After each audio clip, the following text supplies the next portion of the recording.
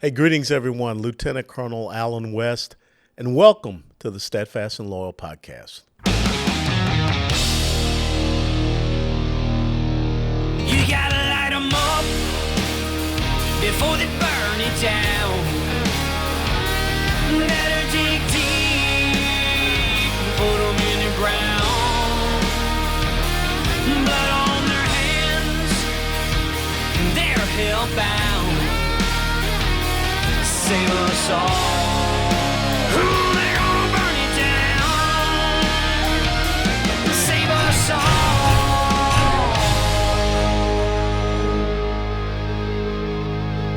before they burn it down. In the past week, we've seen some pretty landmark decisions coming down from the United States Supreme Court. Decisions that really show that this is a constitutionally based Supreme Court, not an ideologically based Supreme Court, not a judicial activist court, not a court that is caring about the whims and concerns of the society and our culture. It is a court that understands what it says in Article 3 of the Constitution, that their primary role and mission is to interpret the law, not to make law, and not anything else that would infringe upon the duties and responsibilities, the roles, the purview, and the jurisdictions of Article 1, the legislative branch, Article 2, the executive branch. The decisions that have been issued recently in the state of Maine, where the Supreme Court ruled for school choice. And of course, the left has gone into a maniacal rage over that, saying that this is a violation of separation of church and state. Separation of church and state is not mentioned in any of our founding documents, not in the Declaration of Independence, not in the Constitution, not in the Federalist Papers even. Separation of church and state was simply a letter, a concept in that letter that was written by Thomas Jefferson to the Danbury Baptist of Connecticut Convention, that talked about here in the United States of America, we would not have a head of state that is also the head of church, what we had learned about King Henry VIII. Separation of church and state never meant that we would separate our Judeo-Christian faith heritage from who we are, and especially from individuals. That's why we have the First Amendment. The very first liberty that is there talks about the freedom of religion and the free exercise thereof. It says that the government, the state, will not create an established religion. But parents have the right to make the choice about what is best for their students. And so the Supreme Court decided that where there was not the public type of school that was available to the parents could take their money. Taxpayer money is their money, it's not the government's money. That's an important thing for the left to understand. And it can follow that child based upon the decision that the parent wants to make. Parental freedom. Educational freedom. And I will tell you, school choice is probably the Civil Rights Act issue of this generation. And so many of our young people that are relegated to failing public schools, especially in our inner cities, we need to have more school choice. As a matter of fact, Arizona just enacted landmark school choice legislation out there. Sadly, we can't get that passed here in Texas. Another one of the decisions tapering off on this whole thing about religious liberty and freedom was the Coach Kennedy case out there in the state of Washington, Kennedy versus Bremerton School District, where they fired the coach because he just simply took a knee by himself, quiet prayer, didn't ask anyone to join him, didn't coerce anyone to join him, didn't use any megaphone system of the high school football stadium, just him. And they said that was a violation of separation of church and state. Supreme Court, once again, 6-3, because we understand we've got those secular humanist, progressive socialists that are sitting on the Supreme Court. They don't care about the Constitution. They just care about their ideology. But Coach Kennedy was proved in the correct, and that the Supreme Court said that his action did not violate any separation of church and state. As a matter of fact, his First Amendment right, his first liberty had been violated. That's what happens when you get people that are examining based upon the Constitution, doing the right research, looking at all of the previous statutes that are out there, but understanding what we were founded upon. And then, of course, there was the other decision that sent the left into an apoplectic rage, and that was about the Second Amendment. The Second Amendment is pretty simple language, where it says a well-regulated militia, and we already talked about this before in a previous podcast. Well-regulated means well-trained. We are that militia. And it is necessary for the security of a free state. In other words, that is necessary for us to have security in our being. But when you look at what the left is doing, releasing all of these violent criminals back onto the streets, these bail reform laws and things of this nature, you have countless amounts of repeat offenders, to include juveniles. We just had an issue here in Texas where a 17-year-old who had about 7 or 8 previous crimes took off his ankle bracelet and still went out and tried to carjack some people in a parking lot down in Austin, Texas. But yet the left wants us to believe, and especially in the state of New York, because this is where this case came from, that your Second Amendment right, it stops at your door. You don't have any rights outside your door to defend and protect yourself. Does that mean that we don't have any First Amendment rights outside of our door? We don't have free speech outside our door? We don't have freedom of expression outside that door? We don't have freedom of the right to peacefully assemble? We can gather together in our homes and we can get upset and we can protest in our homes.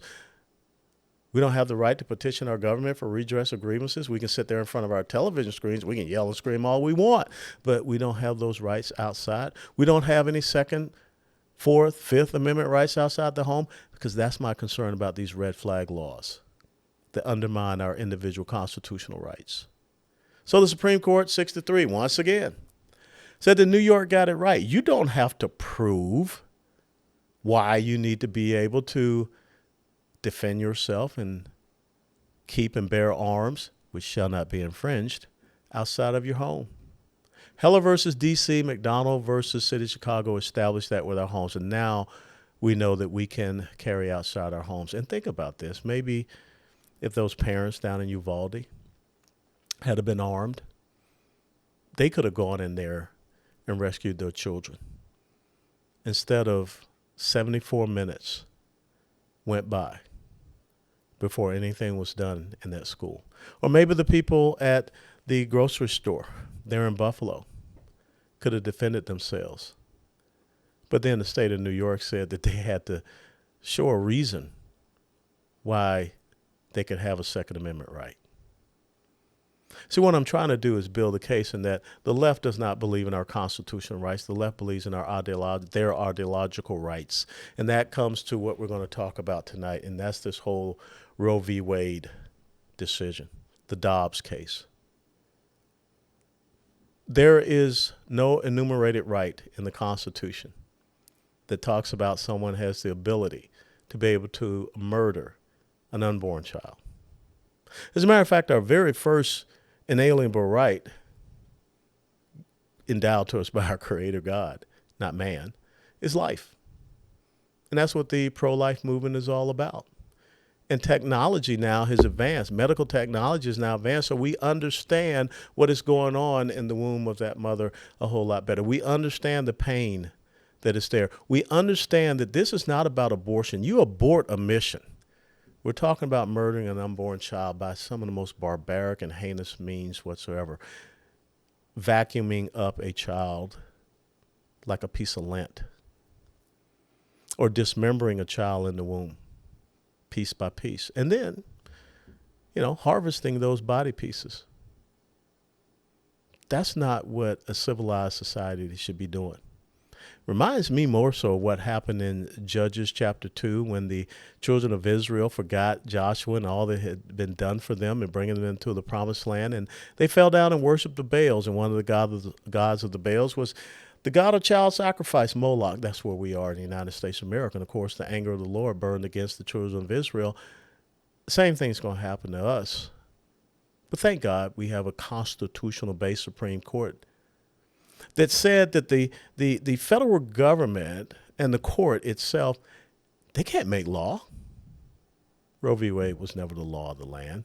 Laws come from a legislative branch. The court cannot make the right to privacy.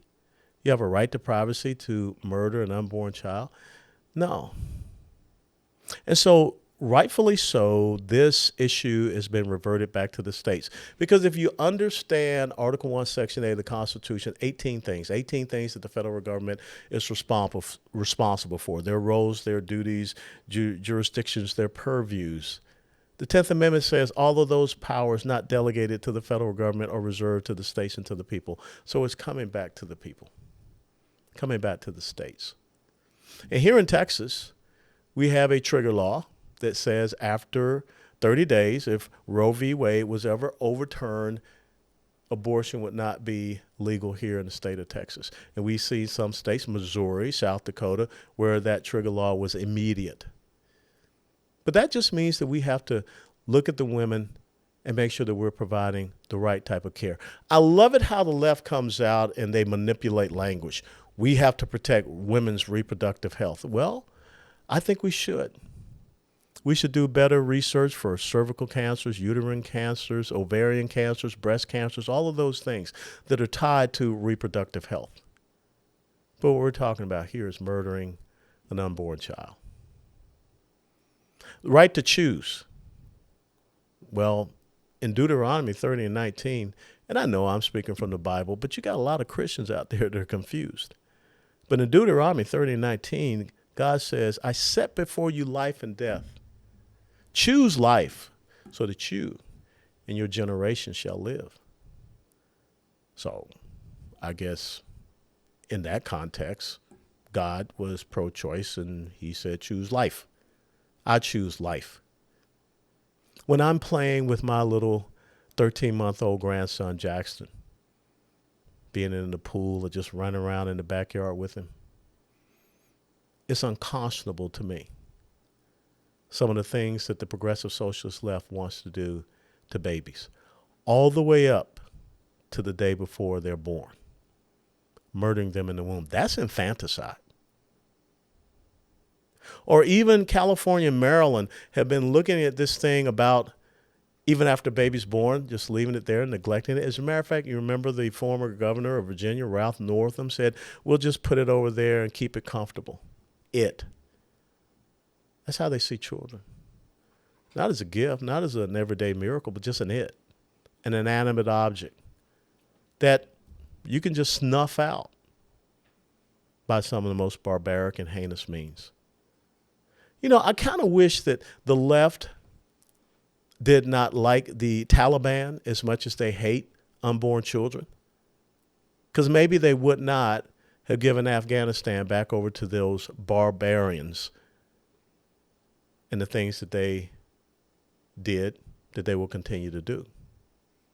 Why does the left hate children so much? I mean, that's really a valid question. They want to murder them in the womb by this heinous, barbaric means.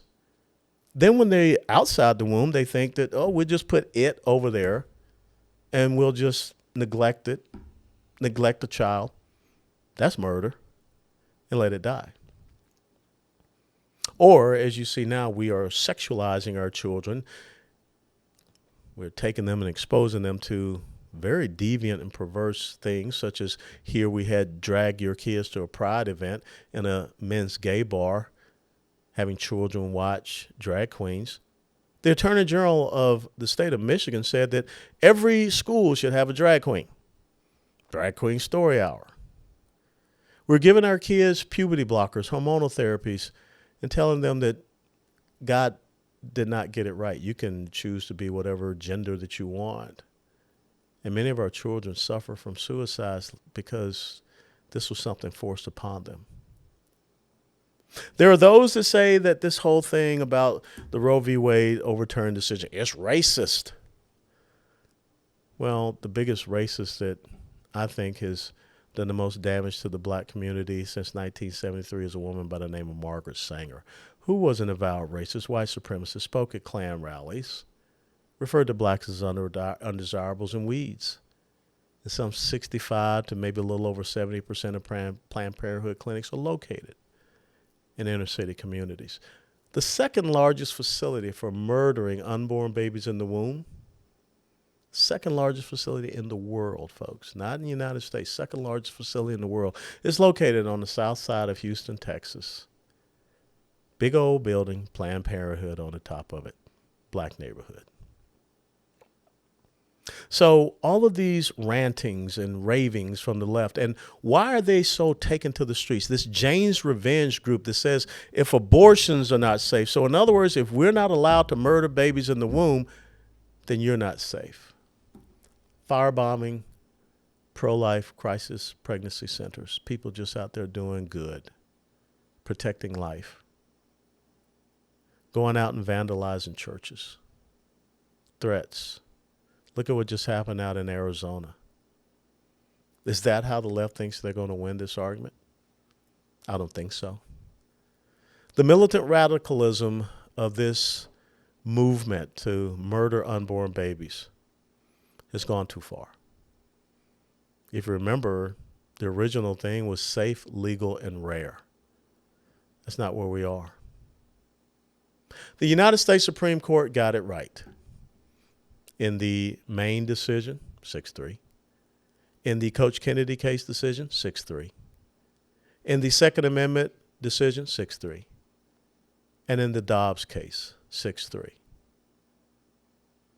But the sad thing is that since 1973, over 60 million babies in the United States of America were murdered in the womb, sucked up, dismembered, chopped into pieces, because we did not understand what is and what is not a constitutional right.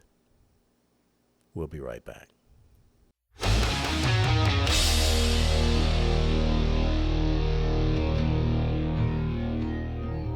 Hey, ladies and gentlemen, welcome back to the Steadfast and Loyal podcast. And as I said, we want to talk about this Dobbs case, the case that overturned Roe v. Wade. And we want to understand, what does that mean for the United States of America, especially now that the United States Supreme Court has said that this is a decision that is going to be pushed back down to the states, which is where it should be, and to the people to make that decision. So I couldn't think of anyone better to talk to. Our first guest tonight is Terry Schilling. And Terry Schilling is the president of Americans Principles Project. Terry is responsible for developing, coordinating, and implementing APP strategy, messaging, and grassroots activity at the state and federal level. As the son of a small business owner, Terry knows how to leverage limited resources to generate maximum results. He takes the same approach to politics, especially campaigns. In the past, Terry has worked in communications, development, grassroots, and management positions with Representative Chris Smith, Republican of New Jersey, a strong pro-life advocate, Senator Sam Brownback, who also went on to become Governor of Brownback there in Kansas. I know him well, and various state and local candidates. Before joining APP, Terry managed his father's race for Congress in Illinois, a man that I had the honor to serve with. Running in 2010 on a shoestring budget in a district that had been Democratic for nearly 30 years, Terry led the Bobby Schilling for Congress campaign to a 10-point victory. Terry, his son, is a graduate of Franciscan University of Steubenville and a proud father, I have, of 5, or is that updated now? It's 6 now, Colonel. Yeah, see, you got to update this thing, man. You can't have Wikipedia or whatever doing your bio. Hey, it's great to be with you, and thanks so much. And I want to tell you what an honor it was to serve with your dad there in Congress. And that was the last big wave that we saw, that first midterm election for Barack Obama. We saw 63 seats, flip. So thank you for what you did in enabling your father to become a United States member of Congress. No, he really looked up to you too. He was a huge fan of yours, and you guys were really good conservative warriors in that amazing class of freshmen that really took back Washington, D.C. for the people. Well, the apple doesn't fall far from the tree, obviously. And with this American Principles Project, and you have done some great work here in Texas already, talking about the child gender modification issue. But kind of give us an orientation about why you started APP and what do you think is the major focus going forward right now? Of course. So what we're building with American Principles Project is very simply an NRA style organization for families. Hmm. So in Washington, D.C., there's a big pharma, big oil, big tobacco, big tech, but there hasn't been a big family. And we wanted to make the family the most powerful and important special interest group. What we do is we elect good guys who are going to support the family, be pro-life, protect our kids in school and from the broader culture, and unelect the bad guys that are killing us. It's a very simple concept that's been successful for every other industry in the country and in the world. And we're just using that same tactic and strategy to do the same thing for families. And I think that once we start turning things around for the American family, America's brightest days are going to be way ahead of us. I absolutely and agree. closer. Absolutely agree, because what you see happening right now is an assault on the family. You know, my story, I was born in the inner city of Atlanta, Georgia in 1961. And back then, the two-parent household in the black community was somewhere between 75 and 77%. And you know what it is today. It's like 24%. They have decimated the traditional nuclear family. And coming out of COVID and what they did in our schools and how they tried to demonize parents for, showing up at school board meetings, I can't think of a better time to have an organization like you. What are some of the initiatives that you're trying to do at the grassroots level to strengthen families in the United States? Well, it's very simple. We want to protect children first and foremost from this transgender ideology and this radical, creepy sex ed stuff that's in all of our public schools today. The amount of transgender kids that have come out has increased by over 2,000% in just the last 5 years. That's exponential in terms of growth. It's absolutely insane. But we also want to protect our kids from critical race theory, being taught that the color of your skin matters. We're pro-life. We want to protect the unborn babies, the preborn babies that are so important to the future of this country. We want to make it easier to get married, have babies, and protect our kids, because that's the future of this country. When people getting married again and sticking together, Colonel West, you mentioned some statistics about the black community now. 1 in every 4 American kids today is raised in a home without a father. That's absolutely tragic and devastating, not just for social reasons, right? So socially, this is all, it's time tested and it's predictable. Kids that are raised without fathers in the home are 2 times more likely to be obese. They're 2 times or 4 times more likely to be poverty stricken. And they're 7 times more likely to have a child in their teens. It's an absolute nightmare. And I haven't even, gone into the really nasty statistics about crime and suicides. It's terrible. And that's 18 million kids in this country, 1 out of every 4. It's terrible. But the bigger thing that makes this systemic and it turns it into something completely dysfunctional is that those 18 million kids are going to grow up and they're going to be voters and they're going to start their own dysfunctional family someday. And hopefully they can break that cycle, because if we don't break that cycle and get fathers back in the home, we're going to have a socialist country. We're going to lose our free nation. That's what Ben Franklin and our founders were worried about when they said a republic if you can keep it. No, you're absolutely right. And what I see happening is that, the policies of government has really put this on a fast pace. And it almost appears, and I said this in my opening monologue, that the progressive socialist left is having a war on our children, unborn and born. And when you look at this recent decision that came out from the Supreme Court, a constitutional Supreme Court, a constitutional decision, and the reaction of the left, I mean, we will defy the Supreme Court and, pack the Supreme Court, assassinate justices, this James revenge that is out there. How does APP and how does the constitutional conservative base stand and fight against this? Because I don't want to see us dancing in the end zone. We've got to stay even more vigilant and resolute right now. Well, we've got to go on offense. And right now, APP's big plan is to spend $12 million in the midterms unelecting pro-abortion and anti-family politicians and replacing them with good pro-family, pro-life politicians that are going to pass laws that protect our families, get gender ideology out of school, get critical race theory out of school, and yes, protect the unborn. We're going to do a state-by-state strategy. We're going to do a federal strategy. We're doing an all of the above. One of the things that's been a misconception is a lot of people want to focus on the local level. And I want to say that that's really, really important.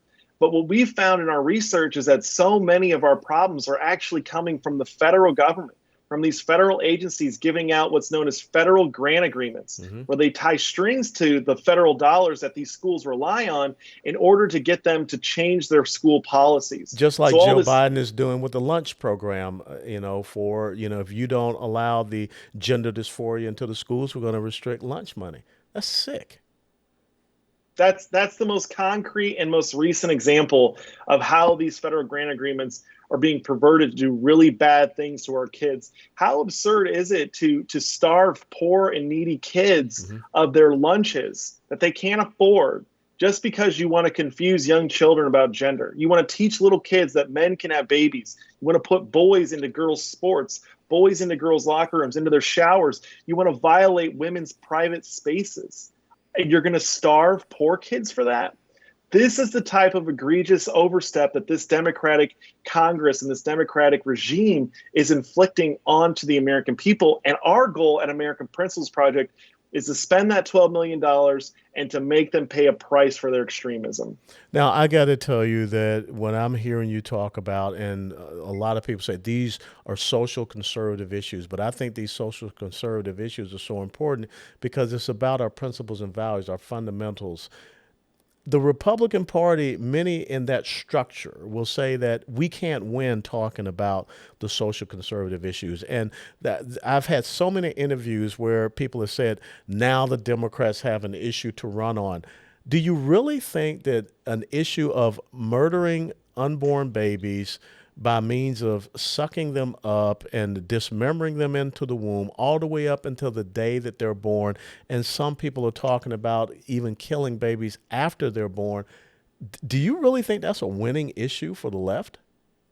No, and I don't think they do either. I think that these people have a losing mindset. I think that, listen, these are the same people that tell us that the winning issues, as we saw with Paul Ryan, the winning issues are to cut Medicare, to cut Social Security, to cut these programs that people rely on to go to school, and they want to cut the education budget, right? These people, at the same time, they don't want us to talk about opposing the killing of babies. And by the way, most Planned Parenthoods are in poor Black neighborhoods. Yes. They don't want us to talk about that. They don't want us talking about stopping them from grooming children in school about gender and radical sex ed ideas. They want us to talk about cutting it's almost like they want us to lose, Colonel. And it's absolutely maddening to me. Every single public poll I've seen, they might say they don't want to see Roe v. Wade overturned, but guess what? When you ask them if we should vote to protect unborn babies that have a heartbeat, the vast majority of Americans are behind us.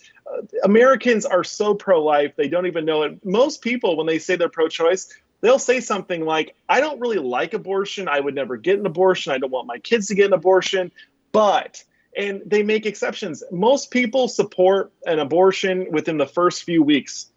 After that, it's all against the popular opinion. The vast majority of Americans are good, and they don't support killing babies. And if we really want to win campaigns and elections, we should talk a lot more about it.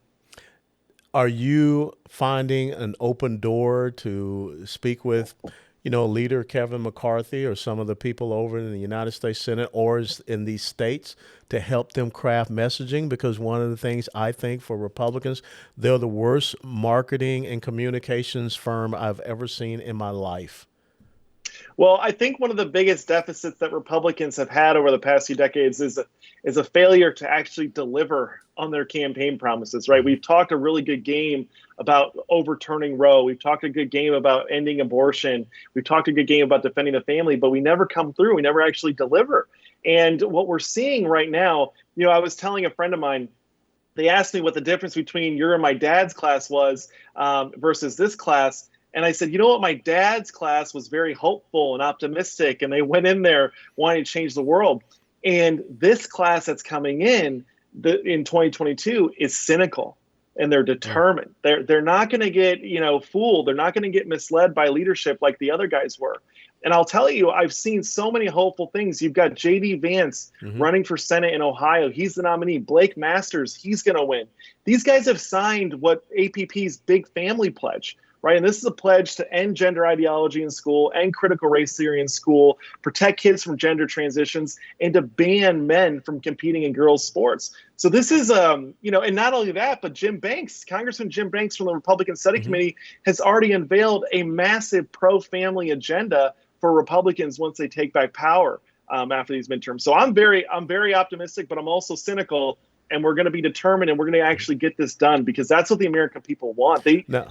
You're absolutely right. And your father and I, we ran into that brick wall that said, okay, you got us a majority, now sit over here in the corner and we'll tell you how things are done. And I don't think that the status quo, Republican or Democrat, is going to work anymore. I think that this is more so about American principles and values, constitutional conservatism, progressive socialism. So now that this decision has been pushed back down to the states, you talked about this pledge, and I was honored to sign the APP pledge when I was running for governor here in Texas.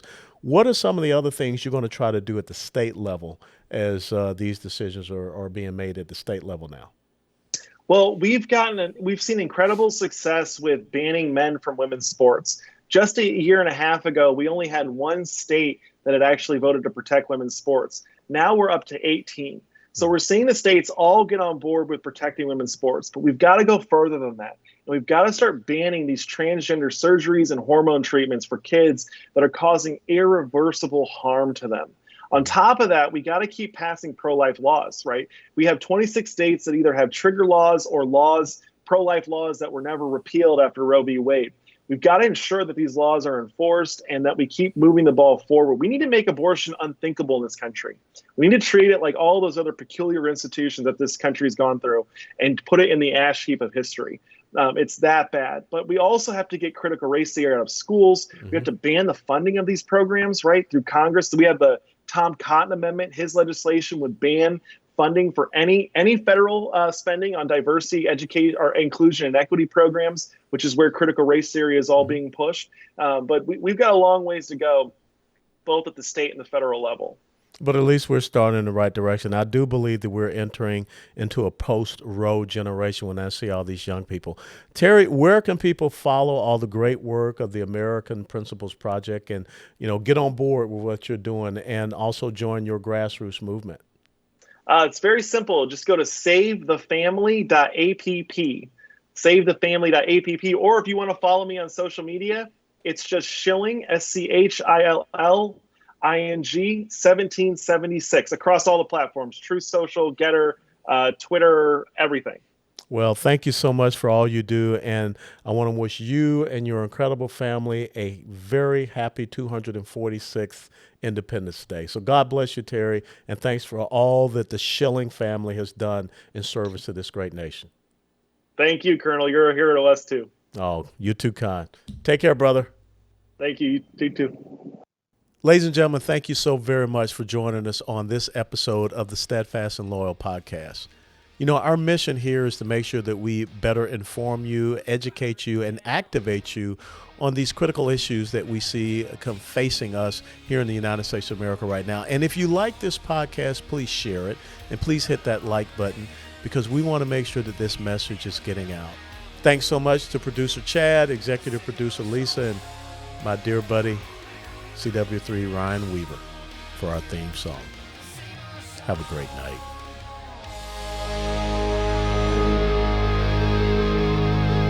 Before they burn it down.